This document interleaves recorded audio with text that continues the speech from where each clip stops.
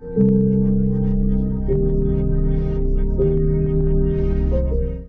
woman who learns to sit with herself in silence becomes the most unpredictable force in the room. Not because she intends to dominate, but because she no longer needs to. Silence in a noisy world is misunderstood. It is often mistaken for weakness. But there is a kind of silence that is not born of suppression, but of strength. The kind that doesn't beg to be understood, because it already understands itself. This silence is not the absence of words. It is the presence of awareness. It's the stillness that comes after you stop trying to explain your worth. It's the peace that enters when you no longer react to every shift in another person's mood. It is the clarity that rises when your emotions are no longer dictated by what someone did or didn't say. Most women are trained to over-express, to over-explain, to always give context to their boundaries, until they realize that silence itself is the boundary. When a woman turns inward, not out of fear, but out of choice, she activates a deeper form of respect. People feel it. They may not be able to name it, but they sense it. And when you begin focusing on yourself, not in selfishness, but in stillness, everything misplaced starts falling back into place. When a woman begins to truly focus on herself, something profound begins to shift. Not just inside her, but in the world around her. It is not merely about self-care routines or momentary retreats from others. It is a deeper awakening. A quiet decision to stop pouring energy into places that no longer give back, to reclaim attention from everything external and redirect it inward. That shift, though subtle at first, transforms everything. It begins with a question: where is my energy going? In a world that constantly demands a woman's attention, her nurturing, her care, her explanations, her compromise, it becomes easy to forget that energy is not limitless. Attention is currency, and the way you spend it determines the quality of your emotional life. The more you give away without intention, the less you have for yourself. But the moment a woman begins to observe rather than react, to choose herself rather than chase others, she starts to experience a different kind of power. A power that doesn't come from trying to control others, but from mastering her inner space. Neuroscience has long confirmed this truth. What you focus on grows. This is called the Hebbian principle. Neurons that fire together, wire together. When your mind is always busy trying to fix people, explain yourself, predict outcomes, or worry about how you're perceived, it strengthens patterns of anxiety and over-responsibility.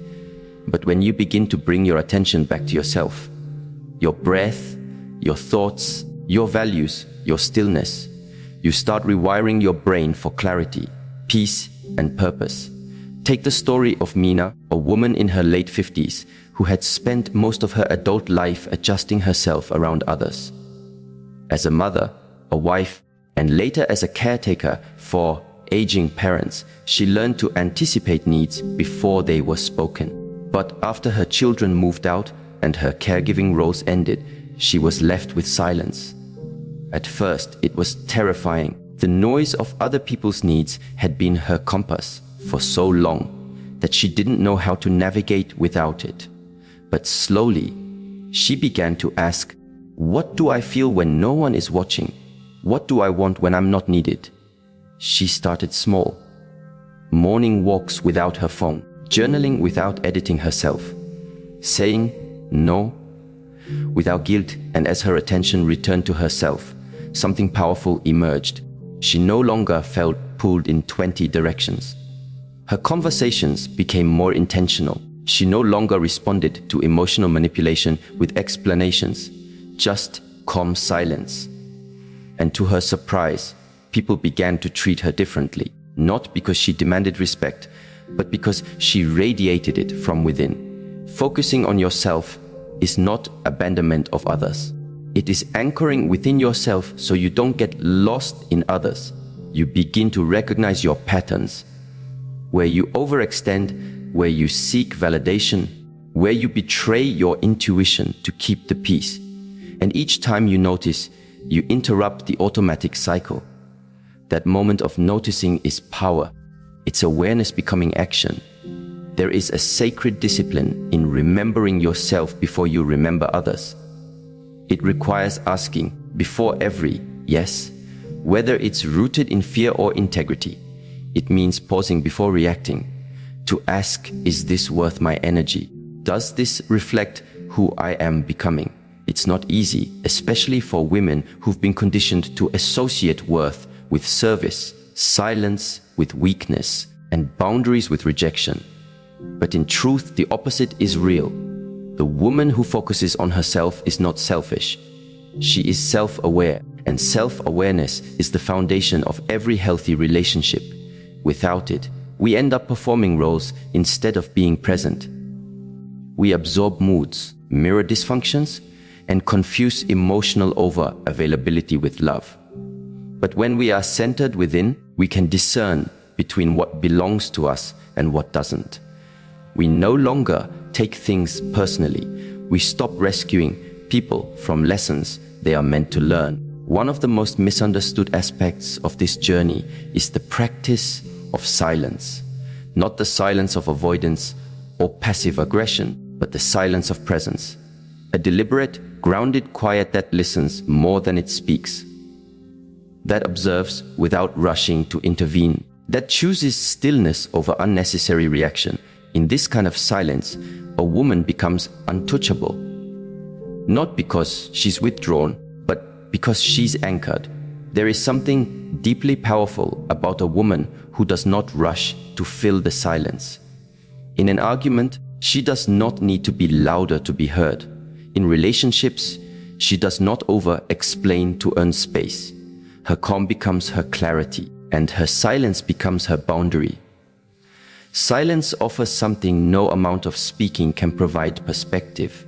From a physiological standpoint, silence engages the parasympathetic nervous system, responsible for rest, digestion, and deep insight. When we are reactive, we operate from the sympathetic nervous system, fight or flight, which narrows our thinking and clouds judgment. But silence restores our access to higher thinking, creativity, and emotional regulation. It gives us space to see things for what they are, not what we fear they might be. Jasmine, a mid-career professional in her 40s, discovered this the hard way.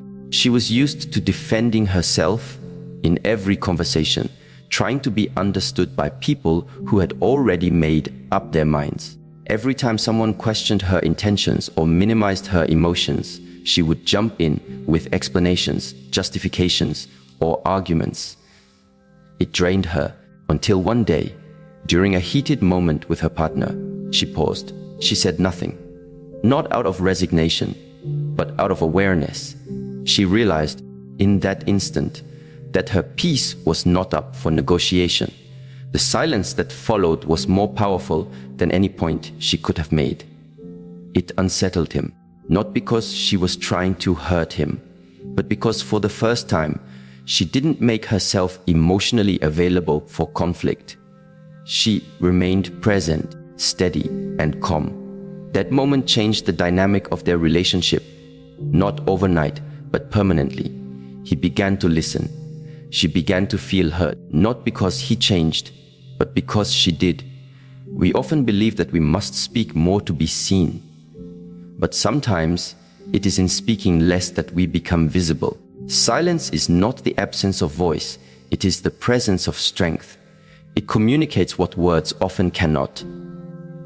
That you are no longer afraid to be misunderstood, that you no longer fear disconnection because you are deeply connected within, that your worth is not tied to being agreeable, but to being authentic. There is a deep wisdom in knowing when to speak and when to stay silent, not from fear, but from freedom, not from suppression, but from sovereignty. When you no longer use words to seek control, you allow life to reveal its truths. People expose themselves in your silence. Their intentions surface, their values become visible. You no longer have to investigate or argue. You just observe. And from that place of inner stillness, you make clearer decisions. In relationships, this is especially powerful. When a woman focuses on herself and practices the discipline of silence, she begins to see dynamics that were once invisible to her. She notices how some people only connect through chaos, how others expect emotional labor without offering it in return, how some conversations are not exchanges, but power struggles in disguise. And most importantly, she sees her part in it, not to blame, but to reclaim responsibility. Every moment of silence becomes a mirror, and what you see in that mirror is not always comfortable. You might notice patterns of over-explaining, chasing closure, or giving second chances out of loneliness. But in seeing them clearly, you stop being ruled by them. You begin to act rather than react, and that alone changes everything. This journey does not require you to isolate yourself, but it does ask you to stop abandoning yourself. It invites you to slow down long enough to ask, who am I without the noise?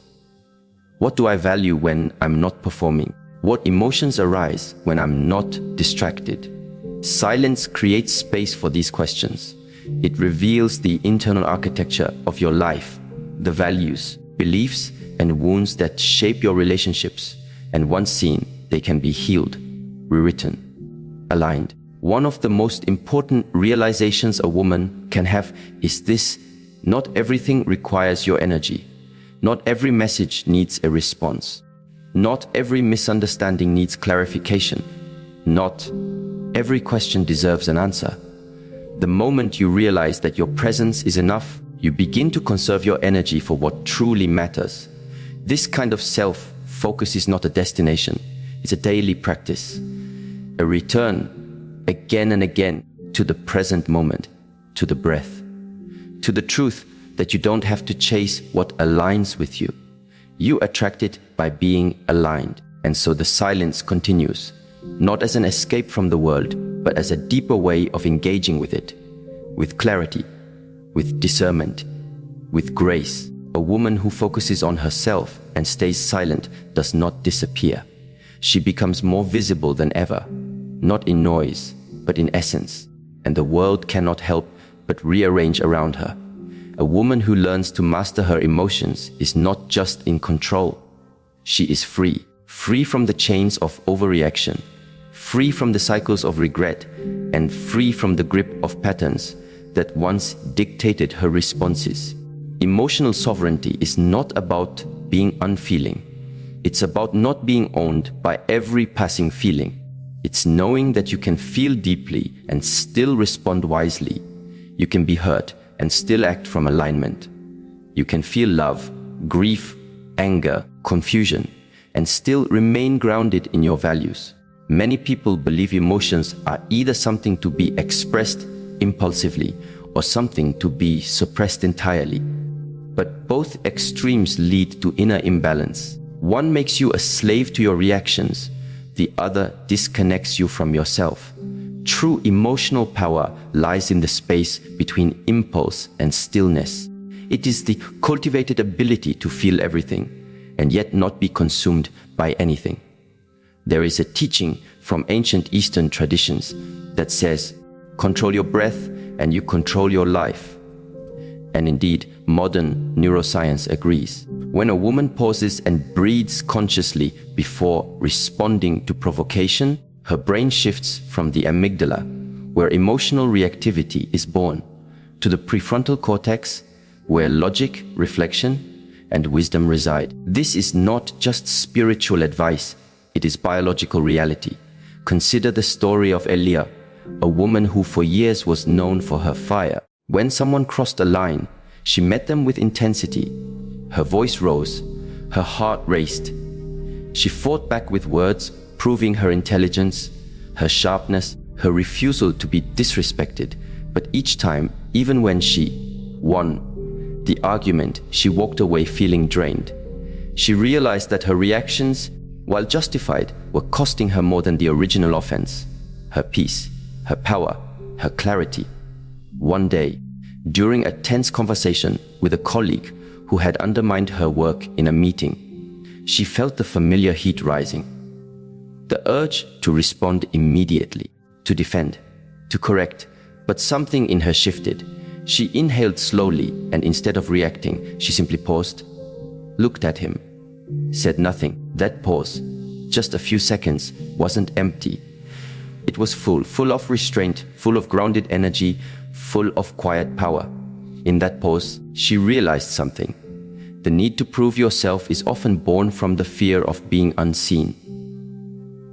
But when you know your worth, you no longer perform it for others. You hold it quietly, and the world learns to feel it without being told. The pause gave her time to assess, was this worth her emotional investment? Did this person truly have the power to define her value?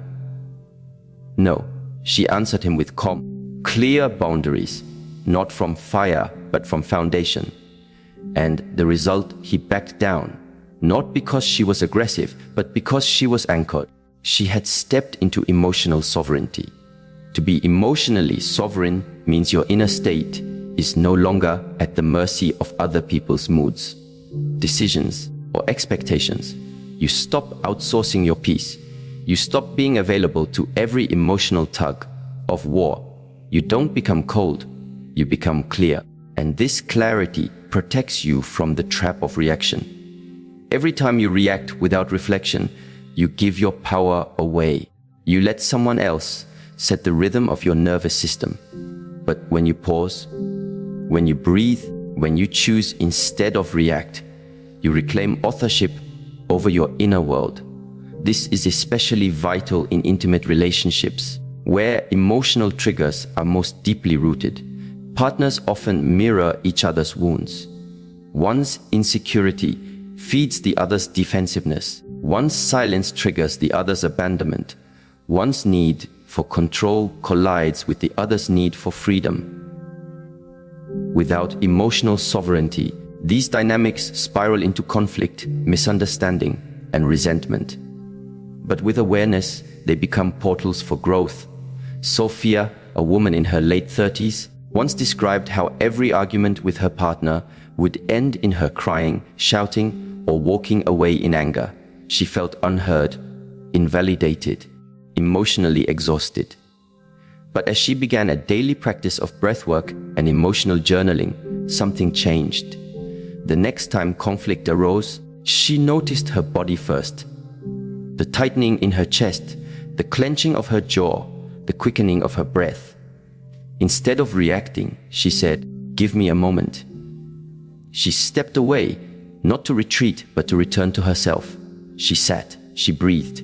She asked herself not just what she felt, but why she felt it. Was it about him, or something deeper? And then, when she returned, she spoke, not from the storm, but from the center of it. The conversation that followed was the first they'd had in months that didn't end in emotional chaos. It wasn't perfect, but it was present. Emotional sovereignty is not achieved by force. It is practiced through daily attention, through the habit of awareness, through the discipline of self-honesty. It is cultivated in quiet moments when no one is watching, where you choose to observe rather than indulge the narrative. You choose to breathe instead of blame, to inquire instead of accuse. And this kind of presence doesn't just benefit your relationships with others. It deepens your relationship with yourself.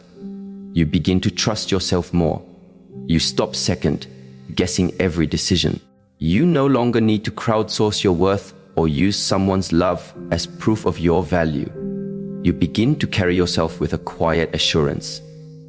One that says, I know who I am, I know what I feel, and I will no longer abandon myself for comfort or approval. This leads naturally into another kind of transformation, the power of embodied stillness. Not only does a woman's emotional mastery radiate through her words, or lack of them, but it speaks even more loudly through her presence, through how she moves, how she sits, how she breathes, how she listens, and most importantly, how she holds herself when no one else is holding her. The body is not just a vessel, it is a language. It tells others how to treat you before you speak. Posture, tone, eye contact. These are not just social cues. They are energetic signatures. They communicate whether you are grounded or scattered, open or guarded, calm or reactive. When a woman walks into a room with presence, she does not have to announce her strength. It is felt. It is not the presence that demands attention. It is the presence that holds attention. This doesn't come from performing confidence. It comes from cultivating inner alignment. Imagine Maya, a soft-spoken woman who was often overlooked at work meetings. Her ideas were good, but she presented them hesitantly, eyes down, voice low, shoulders slightly hunched. She didn't realize her body was communicating doubt, even when her words were clear. After attending a somatic awareness workshop, she began to practice a new habit each morning. Standing barefoot for 5 minutes, breathing deeply, rolling her shoulders back, grounding her feet into the earth. Over weeks, something shifted. She wasn't trying to be someone else. She was returning to herself, inhabiting her body fully. Her voice became steadier. Her presence expanded. The next time she spoke in a meeting, people listened. Not because she shouted, but because she spoke from her center. And her body confirmed what her words said. I believe in what I'm saying. And so others believed her too. This is the unseen power of embodied stillness. You don't have to yell to be heard. You don't have to push to be taken seriously. You have to be aligned internally and externally.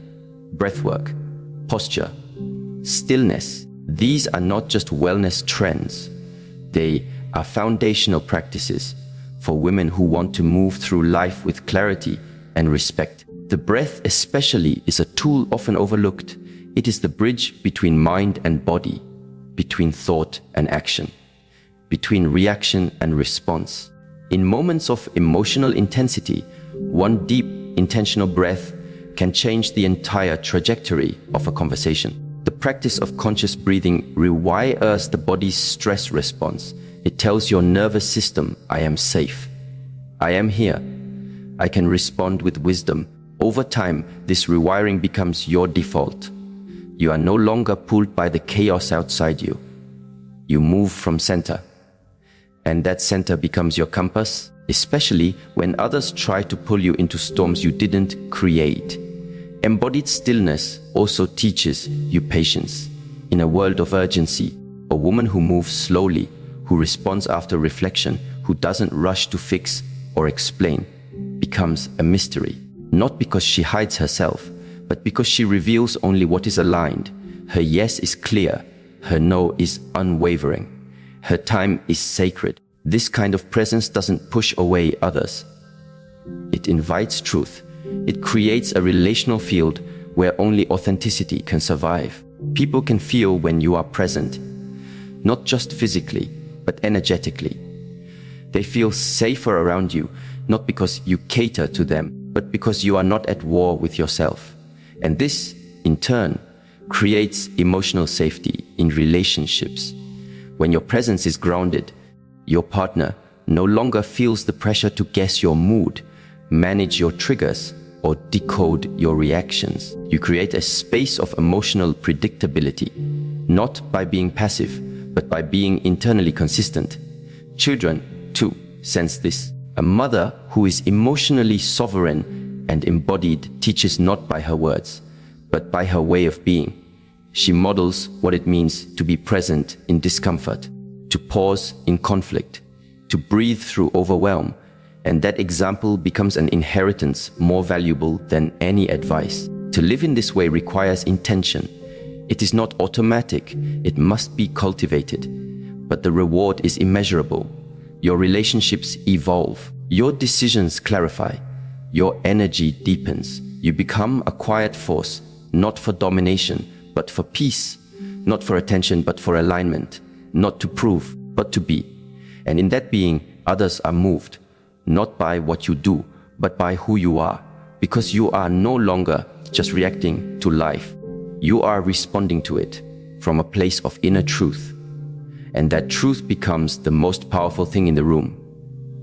Every woman carries within her a rhythm, an energy, a signal that precedes her words and even her actions.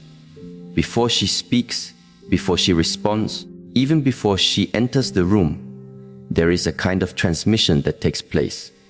It is subtle, but it is unmistakable. It is her emotional frequency. And the truth is, people don't just hear what you say, they feel who you are. The mirror effect teaches us that relationships are reflections. What we carry inside, we end up projecting outward. What we avoid internally often manifests externally in the people we attract or repel, in the conflicts we repeat, in the silence we endure, and even in the love we accept.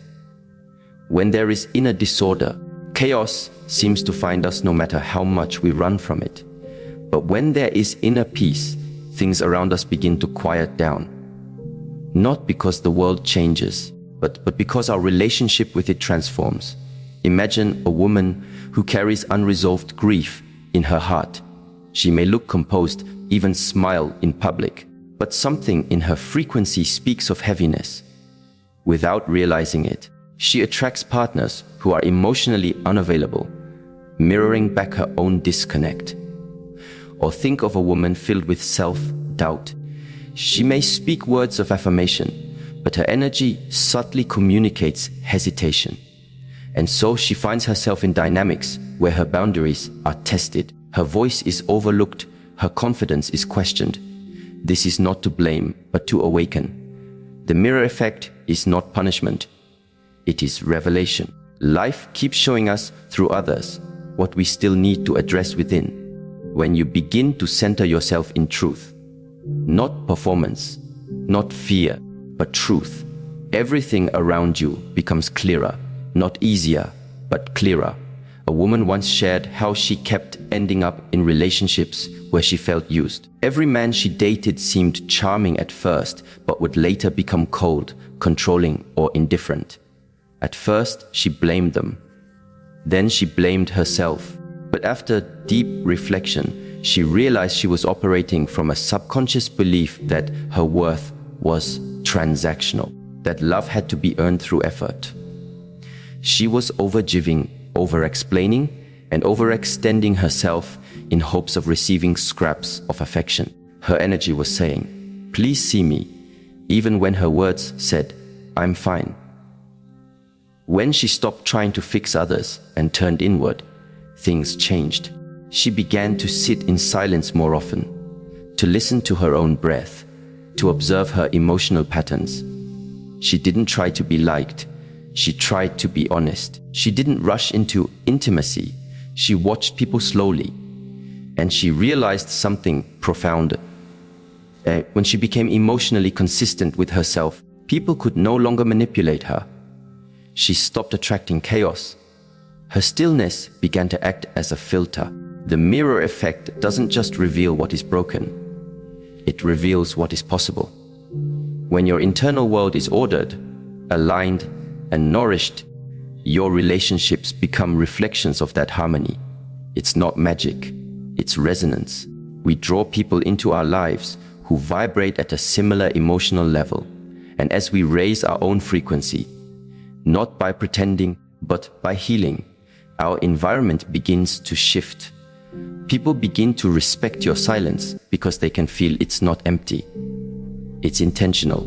They feel your no before you even say it. They feel your joy, not because you display it, but because it lives in you. You begin to understand that being centered is the greatest protection you can ever have. It shields you not with walls, but with presence. This is why inner work is not a luxury. It is the foundation. The woman who invests in her internal world, the one who examines her stories, clears her energy, and returns to herself again and again, builds a life that reflects peace. She no longer begs for connection. She becomes connection. She no longer performs for love. She embodies love. And from that embodiment, she attracts those who are ready to meet her, not just in romance, but in friendship, in family, in community. This inner alignment requires discipline. It means choosing to pause before reacting. It means walking away from what disrupts your peace, even if it's familiar. It means being willing to feel uncomfortable truths rather than escape into distractions. But the reward is clarity. You begin to trust yourself more. You stop second guessing your instincts.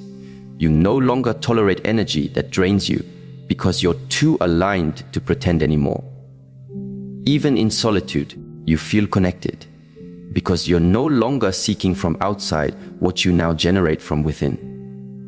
That shift is everything. It's the difference between chasing and attracting, between noise and resonance, between being pulled in 1,000 directions and standing firmly in one. Still, life has a way of testing this. There will always be people who don't understand your silence, who feel threatened by your presence, who try to pull you back into old patterns. And in those moments, you are faced with a choicy contract to make others comfortable or expand to remain true. Sometimes, the most powerful move you can make is to pull back, not in resentment, but in realignment. This is what we call strategic withdrawal. It is the conscious decision to step back, to observe, and to allow the truth to reveal itself, not through confrontation, but through distance. There's a saying, when you stop speaking, people reveal who they are. It's not just a poetic idea, it's a psychological reality. When you stop feeding a dynamic, you expose its core.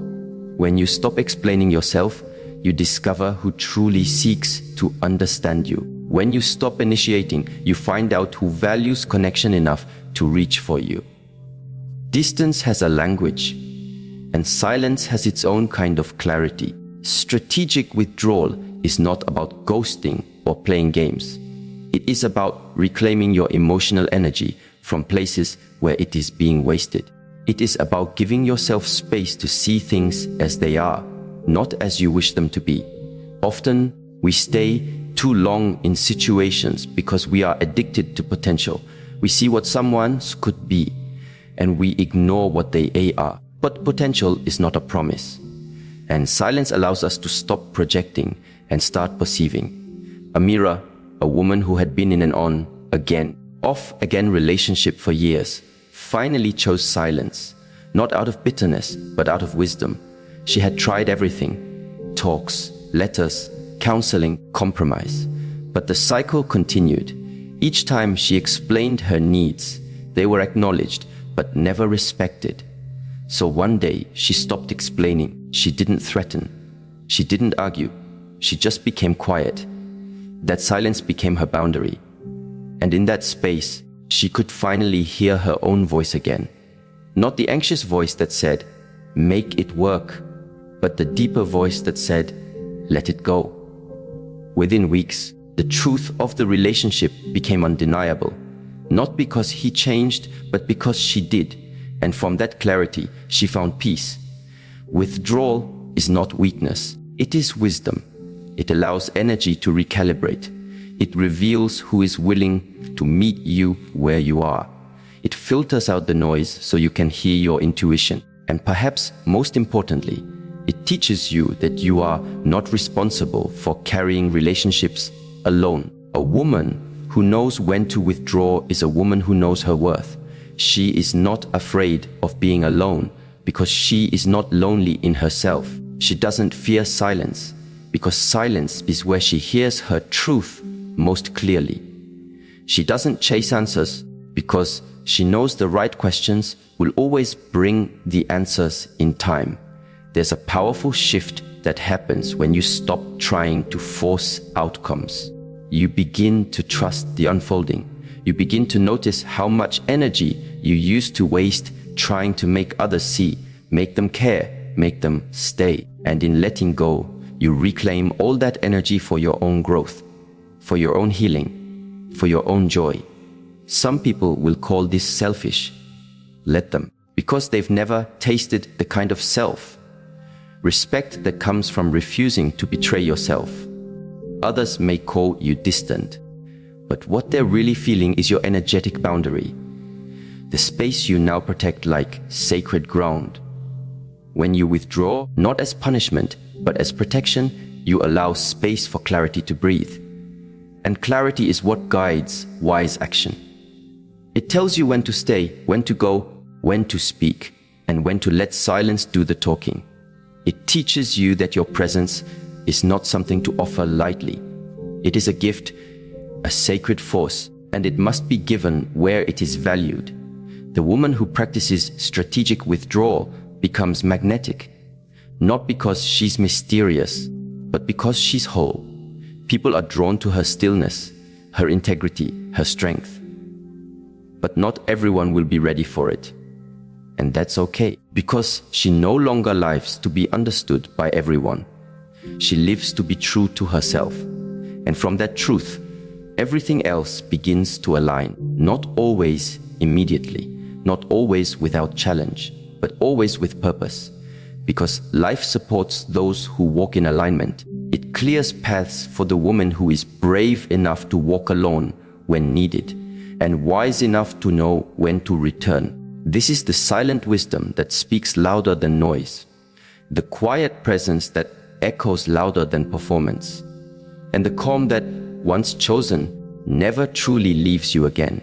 When a woman chooses to focus on herself and embraces silence not as absence, but as intention, her life begins to shift in profound ways. Not because she forces change, but because she becomes change.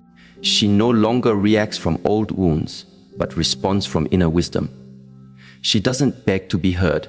Her stillness speaks for her. She no longer pours into what depletes her. She reserves her energy for what aligns with her growth, her peace, and her truth. This journey is not loud. It is not dramatic. It is quiet, steady, and powerful. She learns to see beyond appearances, to feel the energy behind words, and to walk away from noise disguised as love. Her presence becomes her statement. Her boundaries become her protection.